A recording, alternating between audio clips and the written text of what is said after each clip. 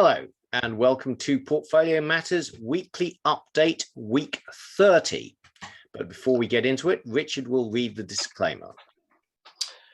Everything discussed during the Portfolio Matters podcast is for informational purposes only and should not be considered as investment advice. Listeners should be aware that we will be discussing securities that we own or have a financial interest in. Please do your own research or consult a professional investment advisor before making any decisions regarding topics mentioned on the show. A full disclaimer can be found at the end. Keith, what do we have in this week's presentation? Thank you, Richard. Well, it has been another eventful week in the markets. So we had the July Fed meeting this week, and they talking about tapering. Now, the markets are now seem to be factoring in one interest rate rise by the end of 2022, which is still a long way away. And the Fed did exactly what I expected to do, i.e. nothing, but talk about how it was thinking about raising rates without actually doing anything. So, And also, I think, Keith, they're focusing on the unemployment rate, aren't they, as being their primary goal now. And they don't want to raise interest rates until unemployment comes down, which effectively gives them carte blanche to keep interest rates down or attempt to keep interest rates down forever and a day, depending on what they say is an acceptable level of unemployment, which rather sort of bypasses the problem they've got. If they raise interest rates, it causes huge damage to the financial markets. Real interest rates are now massively negative because we're seeing a spike in inflation. The Fed are committed to keeping interest rates low for the next 18 months, essentially. And we're seeing a rise in US consumer inflation expectations. So what the average man in the street expects inflation to be. Yeah. And that is just massively stimulatory. And everyone seems to be assuming that growth is going to slow, but I think there's lots of impediments from renewed COVID and restrictions and hangovers from previous restrictions, such as supply chain difficulties. And I think once all those come off, we could see very strong GDP growth. It's just far too early to tell. And the markets in general are really giving up on growth. So I think at some stage you could see a massive flip around in the opposite direction, but we'll see. The other thing that happened this week was that China cracked down on private education companies and essentially started to exert control over lots of private companies, including cracking down on internet companies, many of which are listed in the West. And we will go into that in some detail. But the thing is, the Chinese Communist Party seems to be communist in name only. What it's primarily concerned about is control.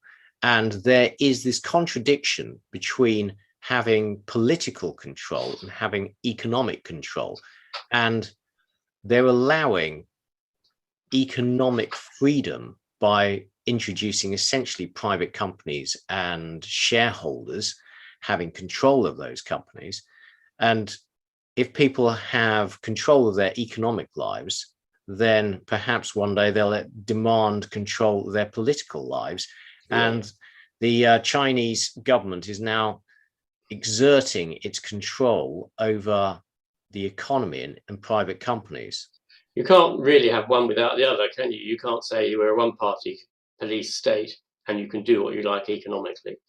And the natural nature of the human being is to want freedom and choice. And by giving them powerful freedom and choice economically, they undermine their position as a one-party police state. Absolutely. So, it's clearly large enterprises with huge value have huge economic power and a significant threat to the stability of the Chinese Communist Party. And communist states are inherently unstable because of this repression. And historically, when they've failed very quickly. Yeah. As the kind of incipient unhappiness, it crystallizes suddenly. The other problem they've got by behaving like this is that it stifles innovation, and they are desperate to compete technologically with the West. Up until now, they've done it basically by stealing intellectual property. And if they're going to have to start developing their own intellectual property, they can't do it in an environment where they stifle innovation and make people afraid of doing anything that is different. And so they are actually hoisting themselves by their own petard in that sense. And they can't, if they wish to be economically and technologically highly advanced, they can't run a society that penalizes people for independent thinking. Moving on to the economic data for this week. So we had UK consumer confidence numbers for July, which came out as -7 from previously -9, and were on consensus. And the headline doesn't look great, but actually -7 actually turns out to be quite a good number compared to recent history, as we will see. We had UK retail sales for June, which came out as plus 0.5%, which was much better than May, when they shrank by 1.3%, but failed to meet expectations of plus 0.7%. So good, but not as good as expectations. We then had a load of PMI data for July. So the EU composite came in very nicely at plus 60.6, which is above June and above expectations. So the EU looks to be doing well. The UK came in at 57.7, which was well below June, when it was 62.2, and well below expectations, which was 62.4. So the market was expecting UK PMIs to keep on rising, and they fell sharply. That's not good. In the US, July number came in at 59.7, which again was well down on June and well down on consensus expectations. So I think what we might be seeing here, Keith, is very interesting, is that, as I think we have maintained, there is probably a great deal of subterranean economic damage that once the stimulus is withdrawn of the social security payments within the US and the UK, which is happening, that damage starts to make itself visible. Yeah, but I also think, Richard, that there are loads of these side effects of COVID. I mean, the pingdemic, everyone seems being pinged, and suddenly you can't get any workers and shops having to close. It's going to take a while for the COVID restrictions to finally end. Yeah. In the US, new home sales month on month fell 6.6% in June, and they fell 6.7% in May. So that paints a picture of falling US home sales, which is not good. And the market had been expecting a bounce back, and instead they continued to fall sharply. We will discuss this in some detail. US durable goods orders for June were plus 0.8%, which was well down on May and well down on expectations. So all this paints a picture of fading US growth at the moment. The US Case-Shiller house price index year on year rose 17% in May, up from 15% in April, and above expectations. And you might expect that to have been affected by COVID, so the comparator. But as we'll see, that's not the case for this. And the University of Michigan Consumer Inflation Expectations survey for July showed that US consumers now expect inflation over the coming year to be 4.7%, which is above their expectations in June and well above the Fed's target of 2%. So inflation is becoming embedded in consumer expectations, and that may well start a high inflation feedback loop as consumers and workers start demanding higher wages. We'll have to wait and see. In the UK, consumer credit for June came in low and disappointing at 0.3 billion, 300 million, which is down on May and well below expectations. However, mortgage lending for June went absolutely through the roof to an all-time record of 17.9 billion pounds for June alone, which was almost 3 times the May figure and massively above consensus expectations. And that is great for the UK economy, because when people move house, they buy furniture, furnishings, etc., etc., and that is a big driver of consumer demand. Now, in the EU, we had flash inflation numbers for July, and if the headline inflation rate was 2.2%, which is above expectations, but the core rate was 0.7%, which was below expectations. We also had a few quarterly numbers, and some quarterly numbers which frankly spooked the market. So the big number this week was US second quarter GDP growth, which came in strong and solid at 6.5% quarterly annualized, but that was well below expectations of 8.5%.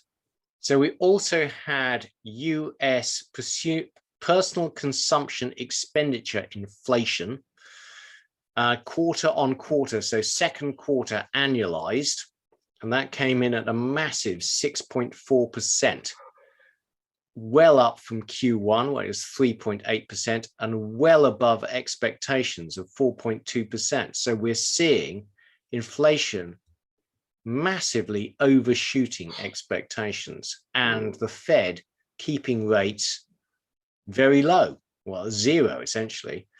Yeah. And core personal consumption expenditure inflation wasn't much better, really. It was annualized 6.1% in Q2, which is again massively above expectations. In the EU, we had quarter-on-quarter growth of 2%, which beat expectations. So that is great. So Europe is doing well. And if we look at some of the charts, this is UK consumer confidence. And what I find quite amusing about this chart is that a reading of -7 actually isn't that bad. No, the UK consumer hasn't been confident for 5 years, have they? In fact, it's only ever felt confident for a very brief period in 2015. Yeah, I know. We're a miserable bunch of sods, aren't we? Exactly. Eurozone PMIs, that looks great. UK PMIs are coming off, but are still strong. And given the disruptions caused by the pingdemic, we don't know whether this will continue to decline or bounce back. In the US, PMIs are fading, but again, we're having a resurgence of COVID there.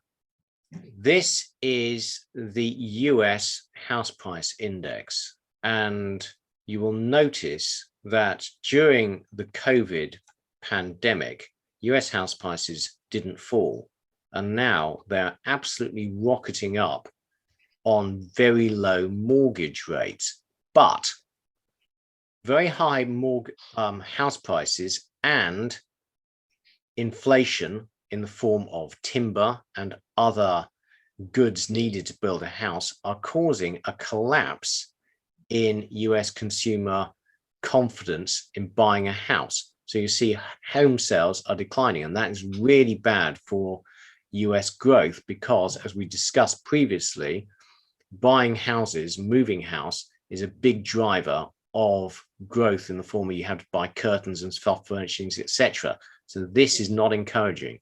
So I think what's sort of happening here, Keith, is that if your gross pay is 100, and out of that 100 you could afford to spend 30 on total cost of purchasing a house. 10 years ago, it might have been that of that 30, 10 went on interest and 20 went on the capital repayments. Now 1 is going on interest and 29 is going on capital repayments, which means the price is much higher. Yep. But you can't go any higher than 29 because you can only afford a total of 30. And I suspect that the pricing level is such that people can't afford to buy houses at these prices. Well, we're seeing a side effect of the US very low interest rate environment, where the interest rates close to zero are now actually retarding growth, because they're causing house prices to go so high people can't afford them, and so nobody can move house. Yeah. So there are negative consequences to very low interest rates. This is the UK Bank of England Consumer Credit Report, and it's not very encouraging. People aren't going out and spending, essentially. That is well down on pre-COVID levels. But the mortgage lending report is absolutely astronomical. I mean, suddenly people are borrowing big time to move house, and that is really positive. Okay, so moving on. Now, one thing I wanted to discuss in some depth this week was China and Chinese equities.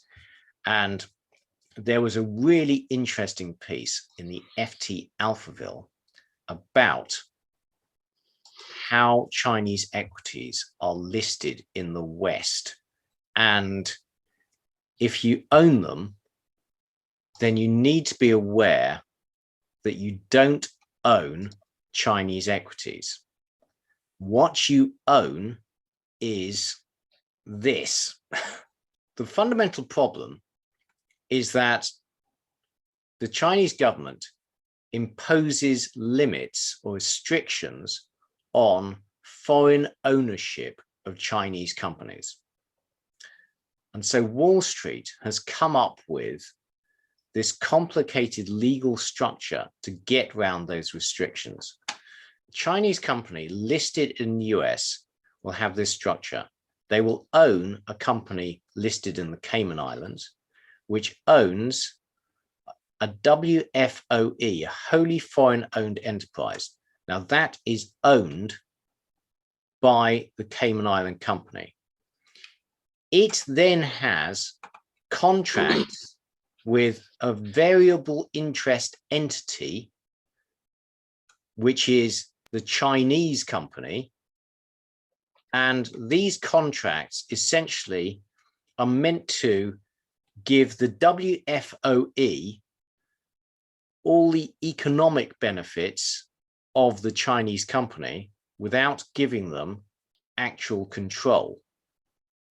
And so there are various ways this can happen. The wholly foreign owned enterprise loans money to the variable interest equity, which then pledges its equity in the underlying company as collateral. Or, essentially, I'm not going to go through all these. If you're interested, read it. And actually, there's and I would say it's, when you read it, it's pretty horrifying. Yeah. When you realize you actually have no equity stake in these companies at all. I'll say well done to Keith for digging this out. It's very interesting. And I think everybody who's considering buying shares in Chinese companies should read this and think very carefully before they do so. Absolutely. And we will include a link to a good piece which explains this in some detail. But the bottom line is, all these entities are designed to create a legal structure that circumvents Chinese law. And ultimately, Chinese law can rule that these are illegal, and that has happened. So, for example, in 1995, the Hong Kong tycoon Nina Wang set up a VIE-like structure to control the Chinese bank. But immediately, the Chinese bank basically ignored the terms of their agreement, and she took them to court 2 years later in 1997. 15 years later, the Chinese court ruled, and it ruled that the VIE arrangement broke Chinese law and was invalid, and she lost control of the bank. So, and her investment. Yeah, absolutely. What do you own? The thing is, as China is cracking down, it could easily just rule all of these illegal, and then these foreign-owned entities, their value disappears in a puff of smoke. Don't touch them with a barge pole would be my general advice. Yeah, absolutely.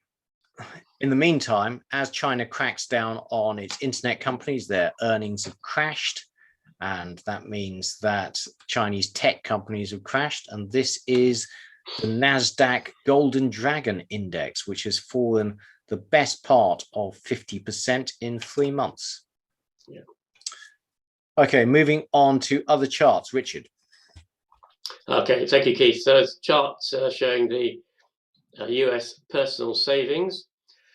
And as you can see, the savings that came about as a consequence of the COVID financial cushions that were put in place by the US government have basically all been spent.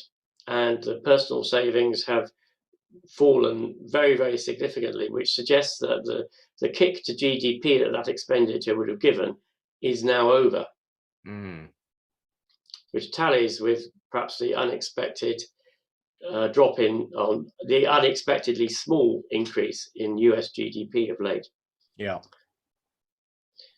So this is an interesting chart, US energy consumption. So I think the next chart maybe shows it a little bit better, Keith.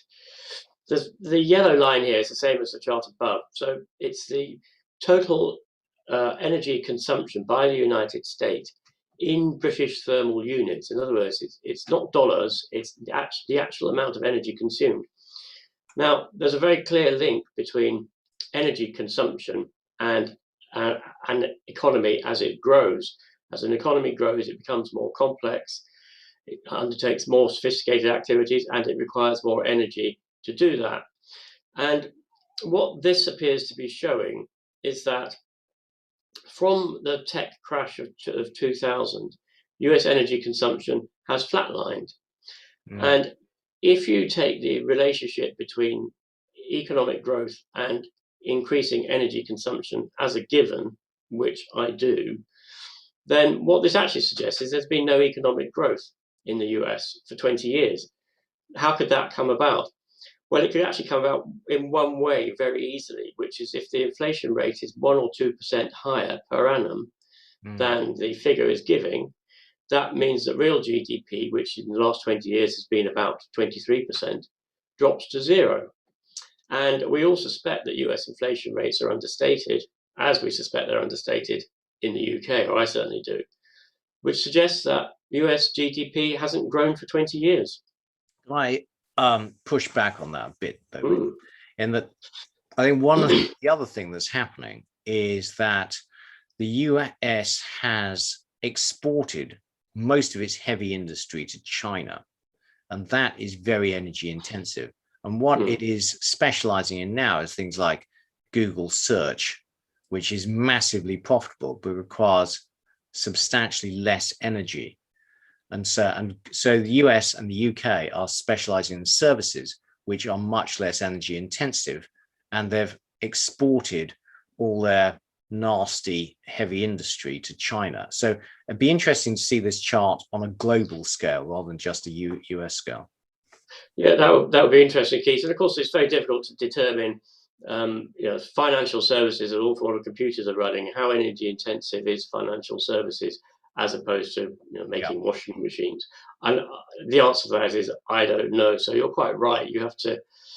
It's not clear. It's not as clear cut as I probably phrased it, but that is my concern. Okay, so this is a chart showing the US nominal GDP growth in dollars per dollar growth of debt. And what we see is that actually it goes negative, and it is with the current amount of debt that the US have, the GDP growth for additional debt is negative, which is really quite extraordinary. And it shows that the pulling forward of future consumption, which is what debt does, can only go so far, at which point you no longer start to pull it forwards, and it acts as a constraint on the economy. And the US economy is struggling to grow. One of the reasons is there is so much debt in the economy. I'd also draw a distinction between unproductive debt and productive debt, in that if you are investing in a new plant, that is productive debt, in that you are going to generate real economic growth going forward, etc. And unproductive debt, where you are just buying a new sofa or whatever, and you're bringing future consumption forward. And of course, of the last few years, one of the favourite activities of US companies has been to borrow and then effectively distribute the borrowings as dividends. Yes. Either by buybacks or payouts. Usually buybacks. Very good point. US continuing jobless claims. The interesting thing here, I think, is that if you look pre-COVID, it was at around about 2 million. And now it is about probably 3.5 million. But the point here is that the curve is becoming asymptotic, and it looks currently as if this continuing jobless claims figure is going to start to level out at around about 50% higher than it was pre-COVID. Yes, that's very worrying. Although there are a lot of impediments going back to work still in the US. So we'll see what happens when the COVID crisis is fully over. But you're absolutely right that the speed with which people are going back to work has flatlined.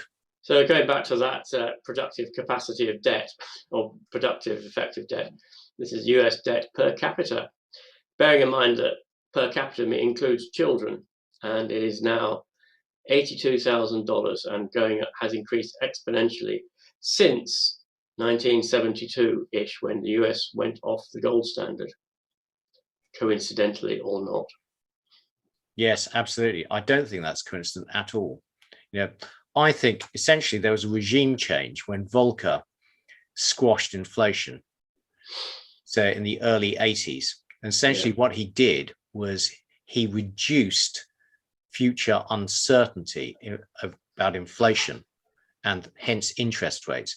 And if you know the future interest rate is going to be stable, you can put on much more debt. Whereas if you think about in the 70s, inflation went all over the place and interest rates hit 15%. Now we are much more certain that interest rates are not going to hit 15%. And so you can pile on more debt. Okay, so Keith mentioned inflation in the data roundup. So this is US prices paid and by businesses, and prices paid inflation is at 11.1%. And then the prices received 7%, nearly 7%. So US businesses are experiencing both input and output price inflation, but there is a big gap of about 4% between what they're paying and what they're getting. And as Keith pointed out last week, I think, that either means they are squeezing their margins and their earnings will drop, or they have to put their prices up and consumer inflation will go up. The chart we show quite often, the container freight rate, still going up. Yeah, that's a frightening chart, because I think that this is all due to COVID disruption and those rates will come back down, but they ain't. And that looks like embedding inflation. The US PCE inflation, as we've referred to earlier on, it's now at the highest level it's been since the 1990s. And this is a really interesting chart. Germany, so it shows the ECB main rate. Obviously, it was the Bundesbank rate before the ECB came into existence. And the German inflation rate, the ECB rate has been stuck at 0 for 6 years. And the German inflation rate is now approaching 4%. And where do they go with this?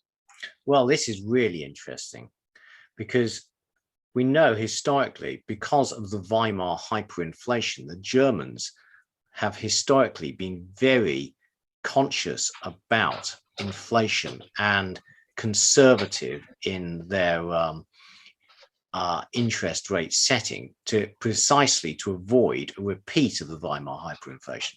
And so you might expect now the Germans start pushing back on ECB policy.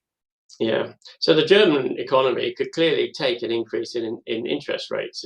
It would not be severely damaging to it, I suspect, whereas an increase in interest rates in the southern European countries would cause economic chaos and absolute havoc. So there is probably a widening dichotomy with this coming inflation between what the ECB can do for the Northern European countries and the Southern European countries. Yeah. And we remain of the opinion that the Eurozone is a suboptimal currency area and at some stage will fall apart. Yes. But who knows when? The other issue that Germany has actually, it has this target 2 balance, doesn't it? Which is basically where the Southern European countries have purchased German goods with money lent to them by German banks. And I think it is now currently around about 1 trillion euros. And if the Southern European countries go bust, Germany has to write off 1 trillion of debt, put it simplistically. Absolutely. But right now, the spread between Italian and Greek government bonds and German government bonds is actually really low. So let's see when the ECB starts removing stimulus, what happens, because we're expecting return of the Eurozone crisis at some stage. And all that discussion about inflation, this is the Michigan US consumer inflation expectation chart, and US consumers are expecting 1 year inflation of 4.7%. So let's see what happens to their behavior. Do they start demanding wage rises? If they do, inflation becomes embedded. And this is a chart from Macro Voices last week and their guest 42 Macro, and it shows their expectations for US CPI inflation. And as you can see from the right-hand chart, headline US CPI has actually beaten their model, and their model is forecasting that inflation will fall from here, but really very slowly. A year from now, it's still going to be the best part of 4%. The City Economic Surprise Index, which when positive, it means there are positive economic surprises and everything is going well. And when it's negative, there are unpleasant economic surprises. And it has fallen below 0 now, and it bounced hugely after the initial lockdown last year. Yeah. And it has trended downwards consistently since then. So not a good sign. Absolutely. But actually, the charts show the US economy is not doing that badly. It's just that expectations were really high. And yes, given the recurrence of COVID, etc., in the US, then it's not terribly surprising. Yeah, that's true, Keith.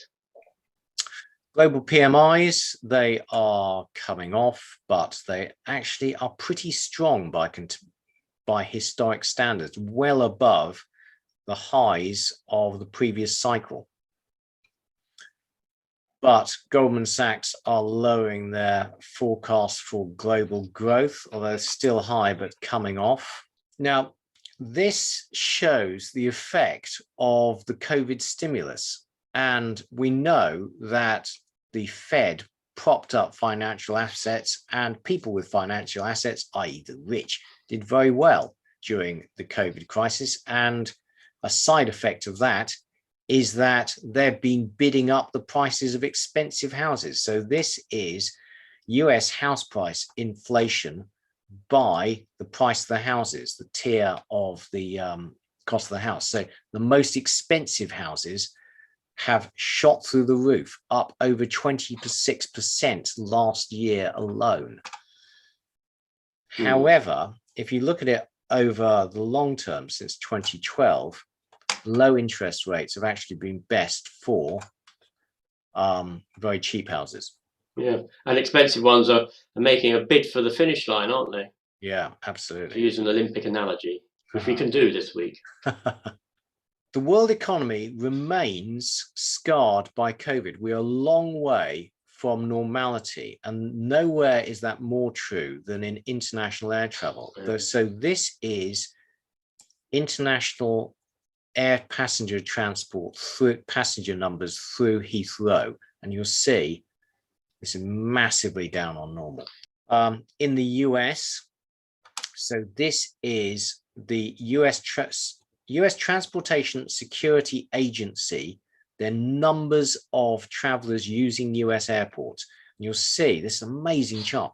The numbers fell 97% from their peak at the height of the COVID pandemic, and they've now recovered strongly, but they remain 23% below their peak. So there's still a long way to go. Hong Kong is just amazing. Essentially, it's almost dead. You also wonder whether this has something to do with the fact that the Chinese have effectively annexed Hong Kong now. Yeah. And people, it's losing its economic status. People don't want to go there because they're afraid probably of going there. And it is going to lose its status as a world financial center. No, I agree with that, Richard, but still, that is what, 95% drop. There's undoubtedly a big COVID effect in there, but I take all your points. This is Chinese domestic internal travel, and it again is down. That remains about 40% below peak, so recovered, but some way from normal. And interesting here, as you say, this is internal travel, Keith, and this is from a country that says it doesn't have a COVID problem. Yeah, very good point. And you'll see that the Chinese COVID numbers are, ludicrously low. We don't believe them.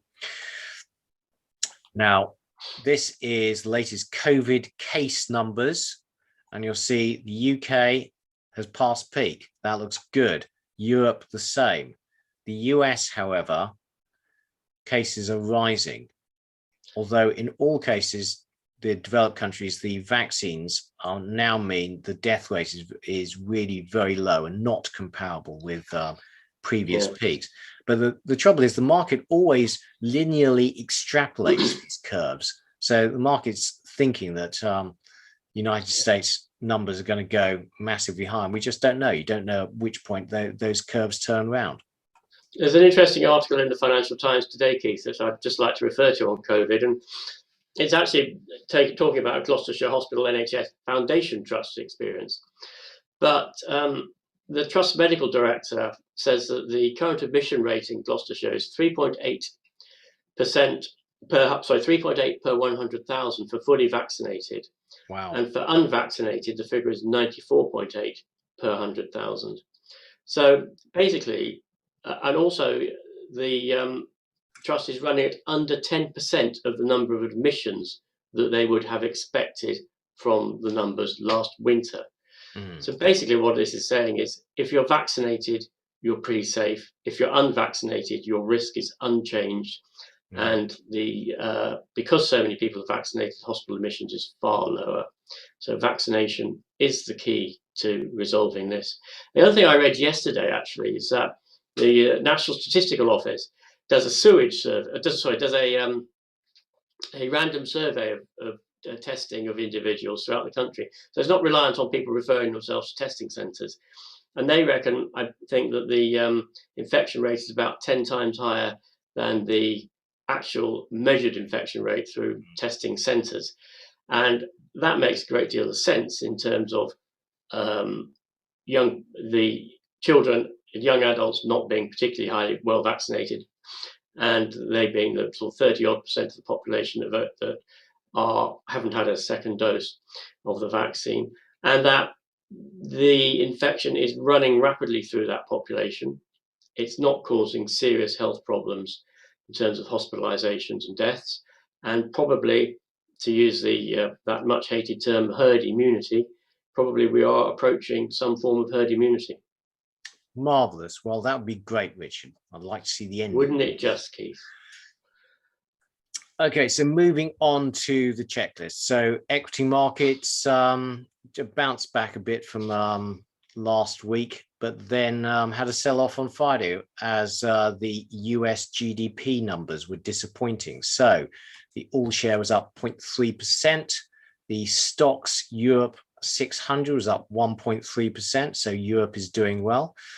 S&P 500 continued up 0.6%. The NASDAQ was down 0.1%.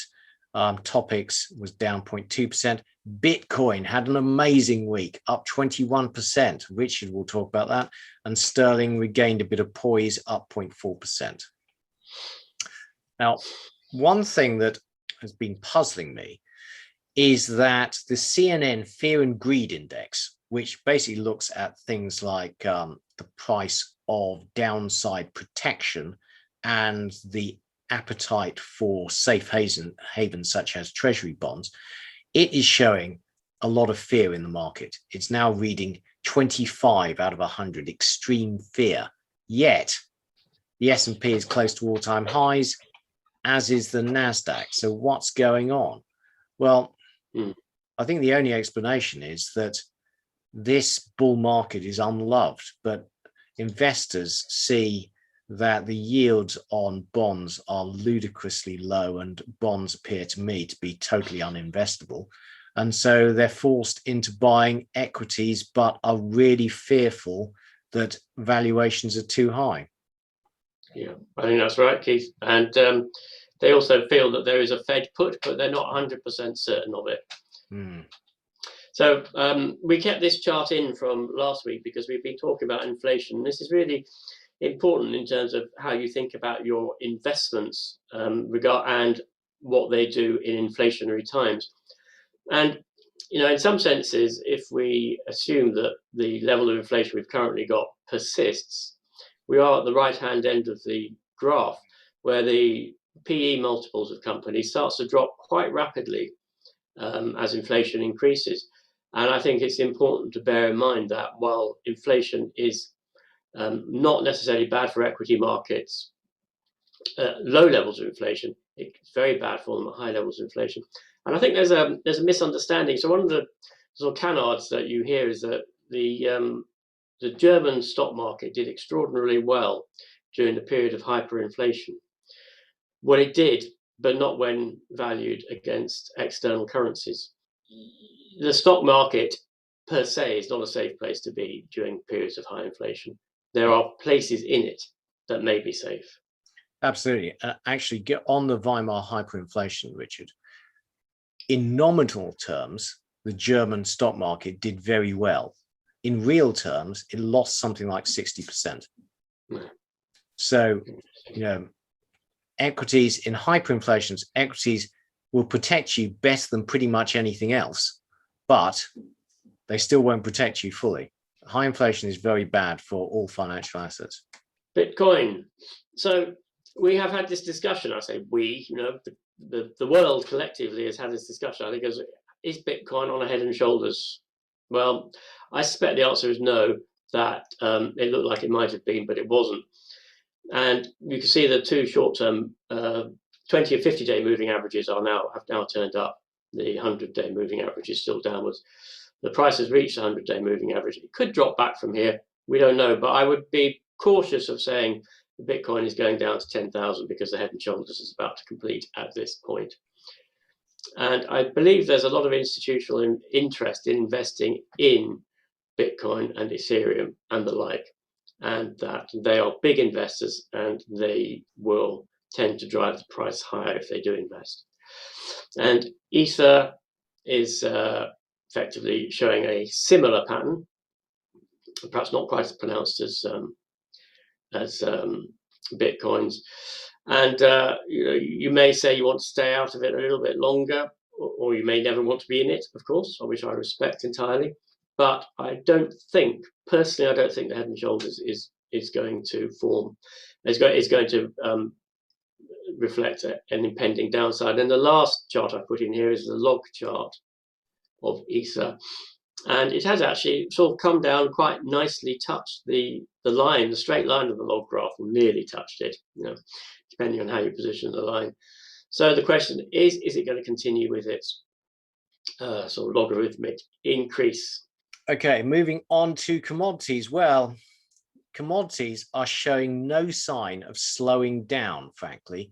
Aluminium had a great week. I mean, these numbers, week after week, you're just seeing incredibly strong numbers in the commodities space. Aluminium up 4.4% on the week. Cobalt was flat. Copper bounced strongly, up 4.2%. Chromium was flat. Iron ore is selling off. It's coming down from its peak, but its peak remains really high. Down 5.7% on the week. Lithium was flat. Neodymium continued its recent bounce back and is back at new highs. So it was up 7.6% on the week. Nickel really strong, up 4.8%. Ferrovanadium up 2.5%. WTI futures up 2.7%. Coal up 2.5%. These are amazingly strong numbers for 1 week. And uranium was flat. Mm-hmm.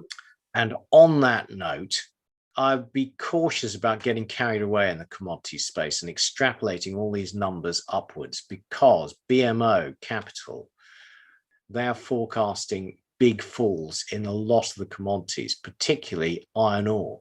So they're forecasting that iron ore price will fall by 53% by mid next year. And most of the commodities will be down. Copper down 25% from current levels. This must assume, Keith, that demand is going to drop, because, for example, copper, we know that there is a structural shortfall in copper supply coming up. Well, but also, Richard, it could well be they're saying that there's too much speculation, too much speculative demand, and that the commodities are trading well above their fundamentals. Yeah. So only commodities they like are uranium, cobalt, and crude. So be aware. Yeah. But anyway, back to the charts. So aluminium hitting new highs. Cobalt has fully recovered from its recent dip. Copper had a good week. So this is interesting chart on copper long positions. So the number of long positions on the CME has dropped really substantially. It's gone down by about 30%, as the price has continued to rise, which suggests that the rise in price is not entirely speculatively driven. Yeah, and actually, historically, when speculative positioning falls this low, that's bullish, because the selling's been done. Yeah. And speculators now need to rebuild their position, and that drives the price back up. Yeah. And on that note, Goldman Sachs have come up with an even more bullish copper forecast. And previously, they were very bullish, forecasting that copper would reach $15,000 a ton. And now they're forecasting that the surplus they were predicting in 2023 is not going to be much of a surplus. So that's even more bullish for copper. And they are forecasting that on the back of stricter environmental standards, increasing demand for EVs and for the green tech revolution. So I think it's a very interesting graph, Keith, and I suspect that we may find that even these estimates of copper demand are understated, given the interest in governments in greening their economies, and particularly with the recent climate events that we've had around the world. Now, this is iron ore, which has been amazingly strong, but is now coming off. But it has done this before and then bounced back. So we'll see. But as we've just stated, BMO are saying that the current iron ore price is unsustainable. This is neodymium, which has had a very strong bounce, is now back to its previous highs. Nickel continues strong, and all the commentary we have read, as we discussed in previous weeklies, is that the nickel market is actually in surplus. Ferrovanadium has resumed its climb. Crude, after a big sell-off last week, is on its way back to its previous highs. Coal, amazingly strong. Moving on to precious metals, well, gold and silver had decent weeks. Gold was up 0.7%, silver 0.5%, platinum fell 4.4%, rhodium down 1.6%, palladium down 3.5%. This is a gold chart. And given that interest rates are very low and real interest rates being increasingly negative, particularly as government bonds get bid up, it is surprising that gold has not done better. Well, I think we will probably see gold starting to reflect the negative real interest rates that we've got. The absence of any effort by the Fed to tame inflation. And I think we will see gold start to reflect that, personally. But if you look at it over the past year, Richard, over the past year, gold has not done well. So it's fallen about 10%.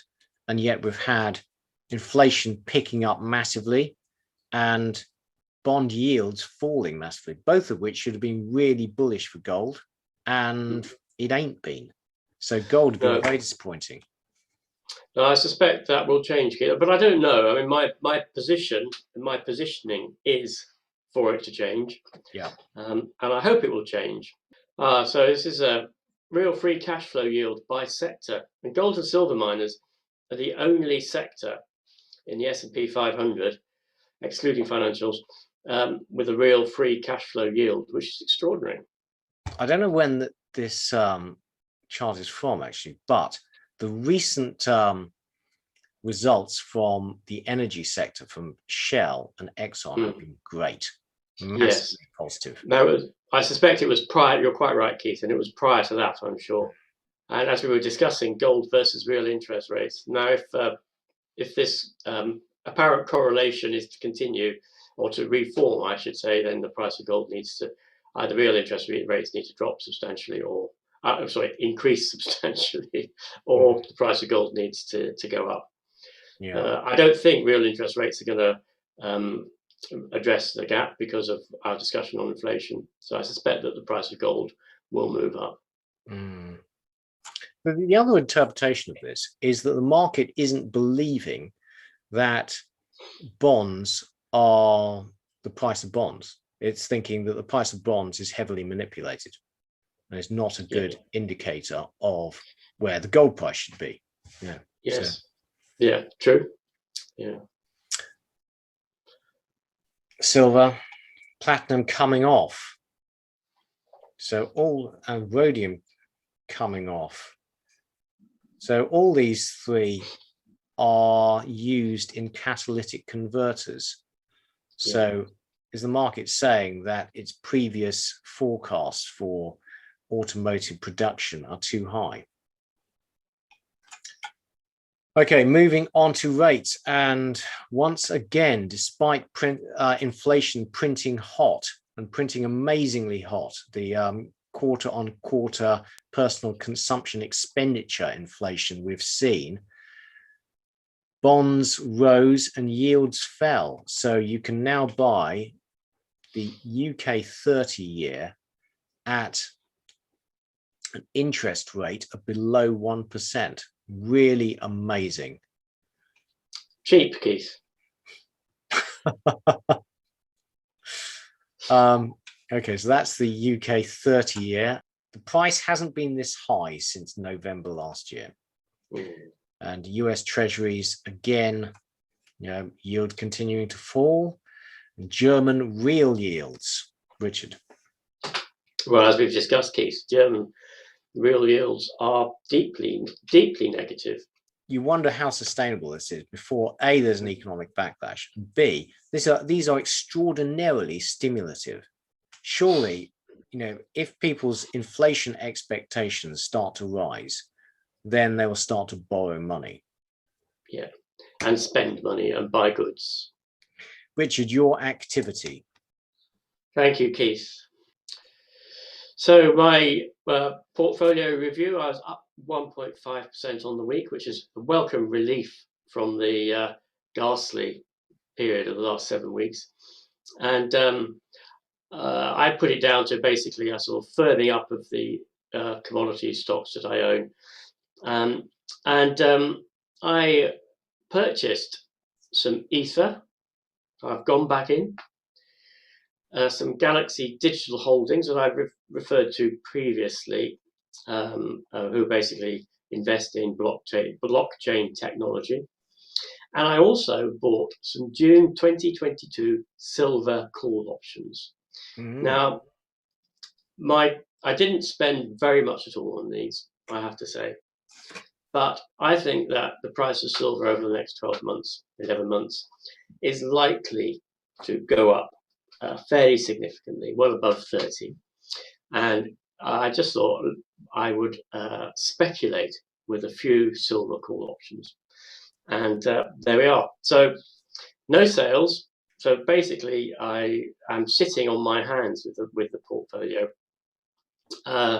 This is a chart of Galaxy Digital Holdings, and clearly it has had a huge drop, a 75% drop from its peak in April.